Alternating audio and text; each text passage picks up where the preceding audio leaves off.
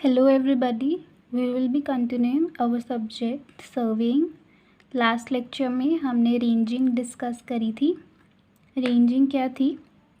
Straight line पर intermediate points निकालना ranging है, जो हम चेनिंग से पहले करते हैं। रेंजिंग भी दो टाइप की है, एक डायरेक्ट रेंजिंग और एक इनडायरेक्ट रेंजिंग। डायरेक्ट रेंजिंग हमने डिस्कस करी थी। क्या है डायरेक्ट रेंजिंग? तब की जाती है जब हमें दोनों एंड स्टेशंस इंटरविजिबल हो। ये हम लास्ट लेक्चर में डिस्कस कर चुके हैं briefly.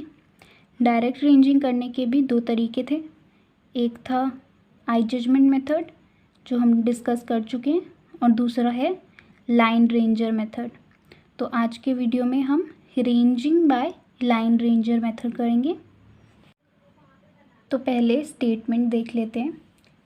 A line ranger is a small reflecting instrument used for fixing intermediate points on the survey line। तो जब हम आई जजमेंट मेथड देख रहे थे तो हम इंटरमीडिएट पॉइंट्स कैसे निकाल रहे थे? इंटरमीडिएट पॉइंट्स उस टाइम हमने सर्वेयर अपने असिस्टेंट को डायरेक्ट कर रहा था और उस तरह से हमने दो इंटरमीडिएट पॉइंट्स निकाल लिए थे। अब इसमें लाइन रेंजर मेथड में हम इंटरमीडिएट पॉइंट्स कैसे निकालेंगे? लाइन रेंजर मेथड में हम एक लाइन रेंजर, जो एक इंस्ट्रूमेंट है, उसका यूज़ करके इंटरमीडिएट पॉइंट्स निकालेंगे। ये तब किया जाता है when survey line is too long and it is not possible to go either end for ranging by eye. तो जब हम आई जजमेंट से नहीं कर सकते हैं, सर्वे लाइन बहुत ज़्यादा लॉन्ग है, तो हम लाइन रेंजर यूज़ करते हैं। तो लाइन रेंजर क्या है?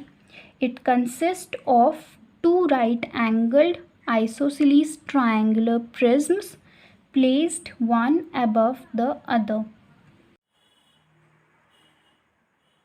तो कुछ इस तरह का दिखता है हमारा लाइन रेंजर। इसमें ये हम दो प्रिज्म देख पा रहे हैं। एक जो ऊपर है उसे हम अपर प्रिज्म कहते हैं और जो नीचे है इसे हम लोअर प्रिज्म कहते हैं। जो लाइट अपर प्रिज्म से एंटर होगी वो लोअर प्रिज्म में नहीं आ सकती। ये यहाँ से क्लोज कर दिया गया है, आप देख सकते हैं। और जो लाइट लोअर प्रिज्म से एंटर होगी वो अपर प्रिज्म में नहीं जा सकती, ये यहाँ से क्लोज कर दिया गया है। तो प्रोसीजर क्या है? The surveyor stands at an approximate intermediate position at right angle to line AB।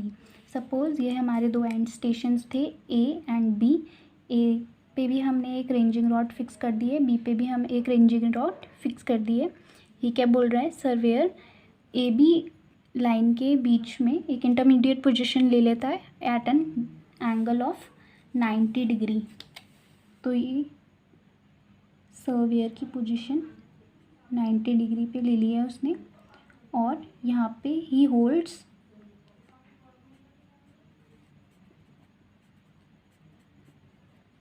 His line ranger.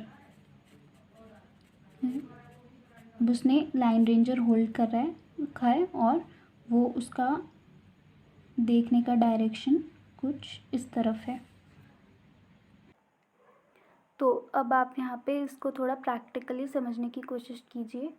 ये हमारे दो एंड स्टेशन थे ए एंड बी। हमारा सर्वेयर 90 डिग्री पे पोजिशन्ड है at intermediate point C on the line A B, और इसने अपना लाइन रेंजर होल्ड किया हुआ है। तो मैंने अभी आपको बताया कि जो लाइट अपर प्रिज्म में एंटर होगी वो लोअर प्रिज्म में नहीं जाएगी। तो जो लाइट हमारे स्टेशन ए से एंटर हो रही है उसका रिफ्लेक्शन अपर प्रिज्म में पड़ेगा, जिससे हमारा सर्वेयर कुछ इस टाइप की इमेज देख पाएगा अपर प्रिज्म में। और जब हमारी लाइट स्टेशन बी से जो एंटर हो रही है उसका रिफ्लेक्शन लोअर प्रिज्म में पड़ेगा और कुछ इस टाइप की इमेज बन जाएगी लोअर प्रिज्म में। तो सर्वेयर तब तक खुद को पोजीशन में लाएगा तब तक उसे इमेज कुछ इस टाइप का ना दिखे, मतलब ये दोनों इमेजेस एक साथ कोइंसाइड करनी चाहिए, तो वहीं जहाँ पे जिस पॉइंट पे ये दोनों इमेजेस अपर प्रिज्म और लोअर प्रिज्म में कोइंसाइड कर रही हैं वही हमारा इंटरमीडिएट पॉइंट होगा। This one is correct because ये दोनों कोइंसाइड करती हुई नज़र आ रही है अपर प्रिज्म और लोअर प्रिज्म की images. This one is wrong क्योंकि ये दोनों कोइंसाइड नहीं कर रही है।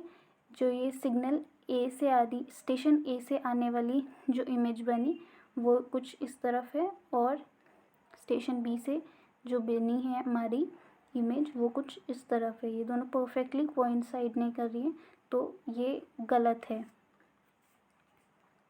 यहाँ पे भी आप देख पा रहे होंगे ये इनकरेक्ट पोजीशन है और ये है करेक्ट पोजीशन जब दोनों इमेजेस कोइंसाइड कर रही हैं। आई होप आपको ये थोड़ा क्लियर हुआ होगा। So I have written the whole procedure here. The surveyor stands at an approximate intermediate position at right angle to line AB and holds line ranger. Rays of light from station B enter the lower prism and from station A enter the upper prism. Surveyor moves across the line until two images appear exactly one above the other. The required point C is then marked on the ground.